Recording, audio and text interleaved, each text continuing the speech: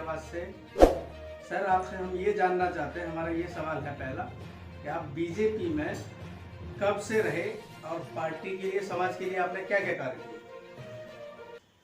ऐसे करीब 6-7 वर्ष से मैं भाजपा में हूँ और उससे पहले भाजपा के लिए भाजपा बहुत बड़ा संगठन है, दुनिया का सबसे बड़ा संगठन है। पहले तो मैं आपको ये बता दूं कि मुझे बड़ा हर्ष का अनुभूति होती है कि मैं राष्ट्रीय विचारधारा, जो राष्ट्र हित में काम करने वाली पार्टी भारतीय जनता पार्टी, मैं उसका सदस्य हूँ, मैं उसका कार्यकर्ता हूँ और काम ही की वजह से मैंने अक्षर से पालन किया हर उस पार्टी के आयाम का, पार्टी के कार्यक्रमों का। मैंने बढ़ चढ़ के जितनी मेरी क्षमता थी उसके हिसाब से मैंने बढ़ चढ़ के हिस्सा लिया है हर कार्यक्रम में।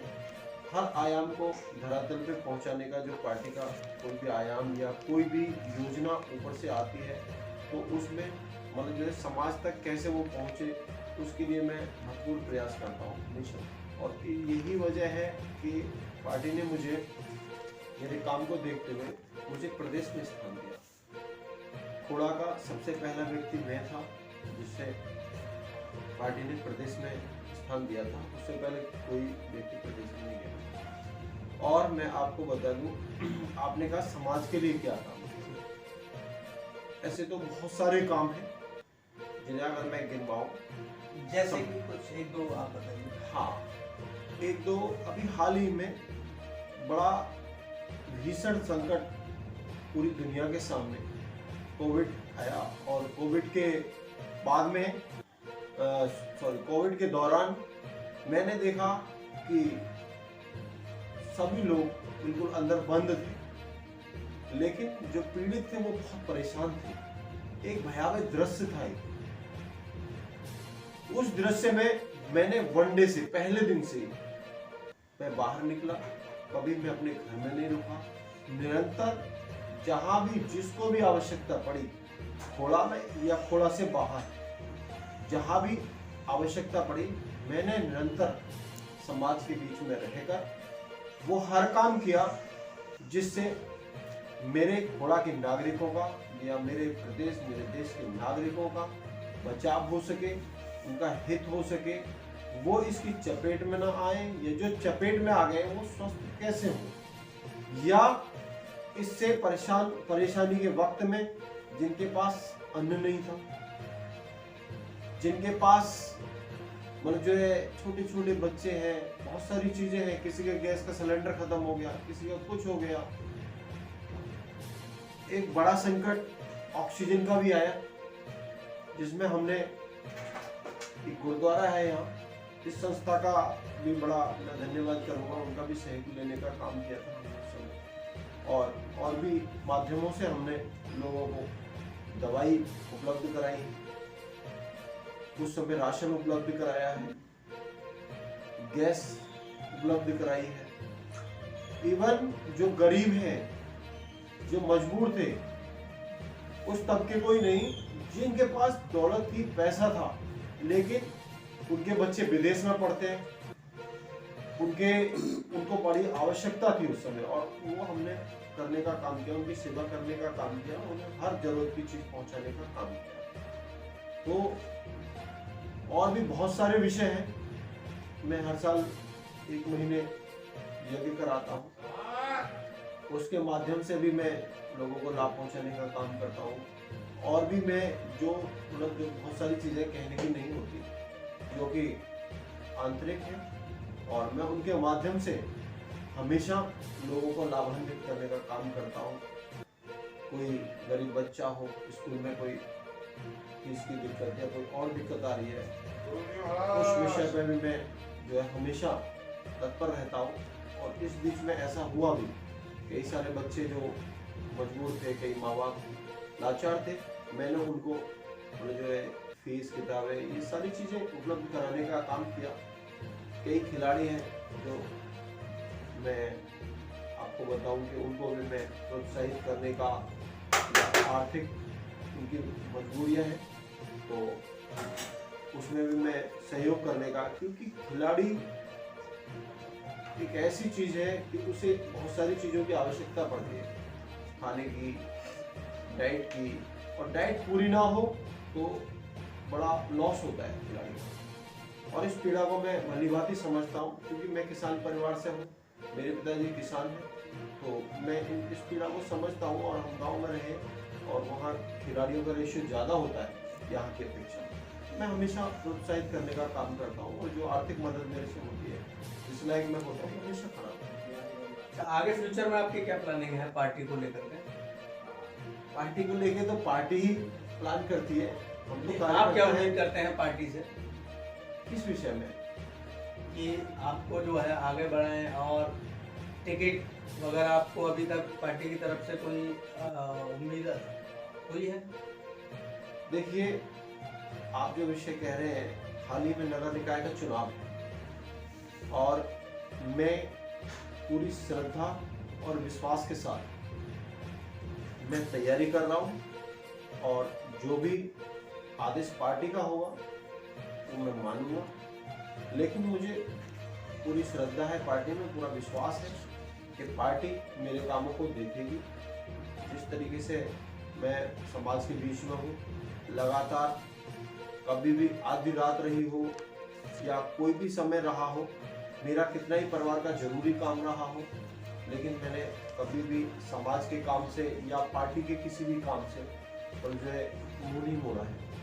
और पूरी आस्था और विश्वास के साथ मैंने हर आयाम को सफल बनाने में अपनी भूमिका देने का काम किया है, निभाने का काम किया है, और अपना मतलब जो है 100% देने का काम किया है पार्टी को। और मुझे आस्था है पार्टी में, मुझे विश्वास है कि पार्टी मुझे अवसर देगी। और अगर पार्टी ने मुझे अवसर दिया, आप ये पूछ रहे थे क्या प्लानिंग है फ्यूचर में, अगर पार्टी ने मुझे अवसर दिया तो थोड़ा में बहुत सारे विकास कार्य हुए, लेकिन अभी बहुत काम करने की आवश्यकता है, और मैं उन सभी जरूरतों को पूरा करने का काम करूंगा जो मेरे खोड़ा परिवार को, खासकर सेहत पर काम करने की बहुत आवश्यकता है। बहुत बड़ा जन समुदाय खोड़ा में निवास करता है, कई लाख हर क्षेत्र से देश के यहाँ लोग निवास करते हैं, लेकिन जब कोई बीमार हो जाता है, एक्सीडेंट हो जाता है, या कोई इस तरीके का हादसा हो जाता है, तो उस समय हमें दिल्ली की तरफ देखना पड़ता है, लाल बहादुर शास्त्री की तरफ या गाजियाबाद की तरफ। बड़ा लंबा रास्ता है, कई बार हमें दिक्कतों का सामना करना पड़ता है, कई हादसे हो जाते हैं। तो मैं प्रयास करूँगा कि आवश्यकता अनुसार जो है यहाँ हॉस्पिटल, मोहल्ला क्लिनिक हो, ठीक है, तो ये सारी चीज़ें मैं करूँगा। और पानी की विशेष आवश्यकता थोड़ा हो, जिस पर मैं कई बार मुख्यमंत्री जी से, जल के जो मंत्री हैं अपने, उनसे समय समय पे मैं प्रयास करता रहा हूँ। इवन मेरे प्रदेश के मेरे गुरु हैं और मेरे प्रदेश के जो अध्यक्ष हैं ओबीसी मोर्चे के मंत्री हैं उत्तर प्रदेश सरकार में, मैंने उनके माध्यम से भी एक फाइल चला रखी है। मुझे विश्वास है कि जल्द ही थोड़ा वो पानी की आवश्यकता पूरी होगी। और एक पीड़ा बड़ी मन में रहती है कि हमारे छोटे छोटे बच्चे ऑटो में बैठकर लटक कर दिल्ली पढ़ने जाते हैं, कम से कम 12वीं तक के स्कूल खोड़ा में होने चाहिए, और पर्याप्त मात्रा में होने चाहिए। जो स्कूल है हम उनको विकसित करने का काम करेंगे और नए स्कूल बनाने का काम करेंगे,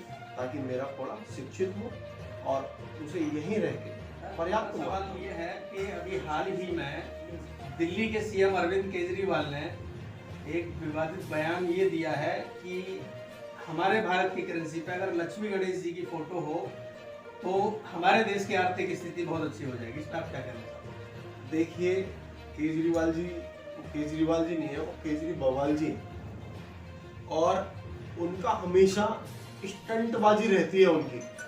वो हमेशा जो राजनीति करते हैं वो देश के हित के लिए, प्रदेश के हित के लिए नहीं, वो सिर्फ सत्ता पाने के लिए तो उनका ये राजनीतिक स्टंट है, राजनीतिक बयान है, कैसे हिंदुओं को लुभाया जाए। जो व्यक्ति आतंकवादियों को संरक्षण देता हो, अभी आपने देखा होगा पीछे अमातुल्ला खान नाम के, अमाउल्ला खान, हाँ अमाउल्ला खान नाम के उनकी पार्टी के मतलब जो है विधायक हैं, और विधायक जी के घर पे AK-47 मिलती है, हथियार मिलते हैं। ये किन के पास मिलते हैं? लाइसेंस है उनका। लेकिन केजरीवाल जी का संरक्षण, तो केजरीवाल जी जो है ऐसे समय में ऐसी राय यूं दे रहे हैं कि ताकि हिंदू समुदाय को अपनी तरफ लाया जा सके, लुभाया जा सके। वो स्टंटबाजी में माहिर है, काम उनसे कुछ नहीं होता, काम के बारे में वो जीरो है। आपने अभी हाल ही में एक बयान और सुना होगा, एक बयान अभी चल रहा था कि एक तरफ गांधी जी की तस्वीर हो और एक तरफ अंबेडकर जी की तस्वीर हो। शायद वो मनीष तिवारी जी हैं, और उन्होंने, हाँ कांग्रेस के, उन्होंने ये राय दी है।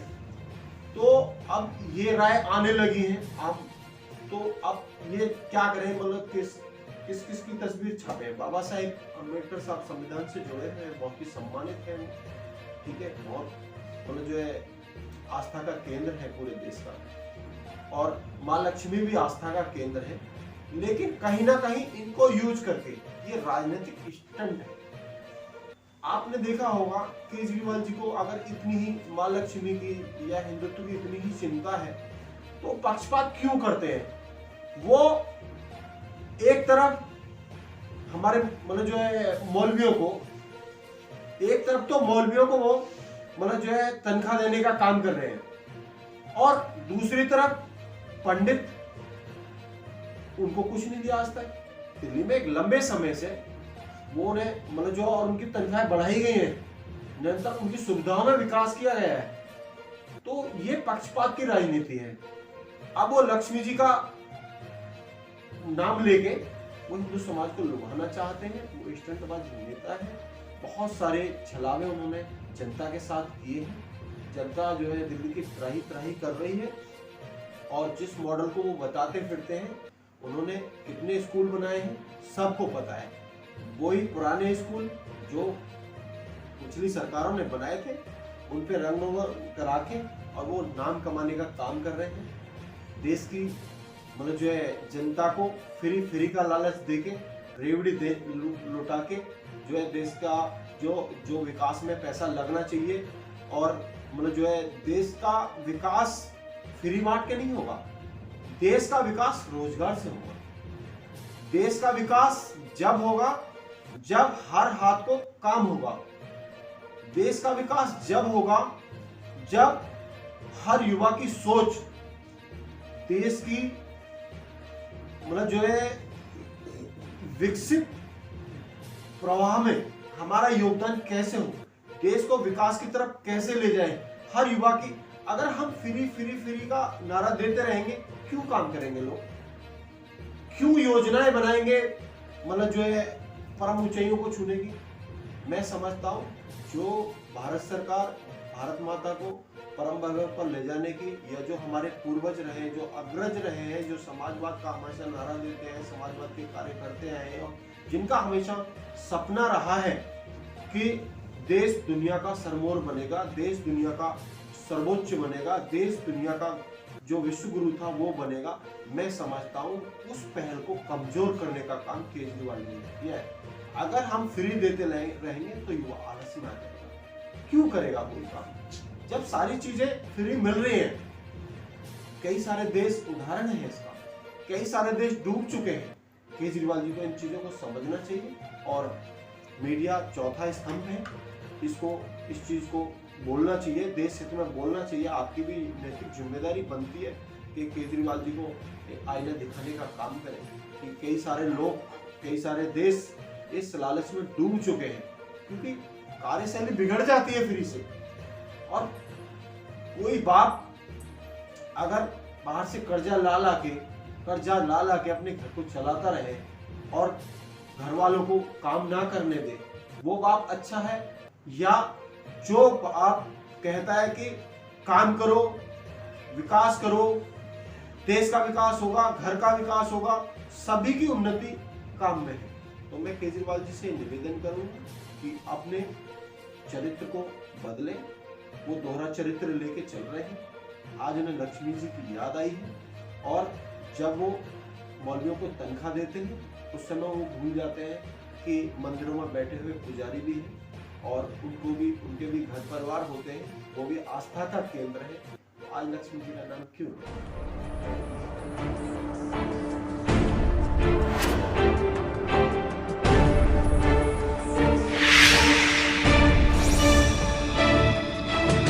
समाधान वाणी, हर खबर सच के साथ।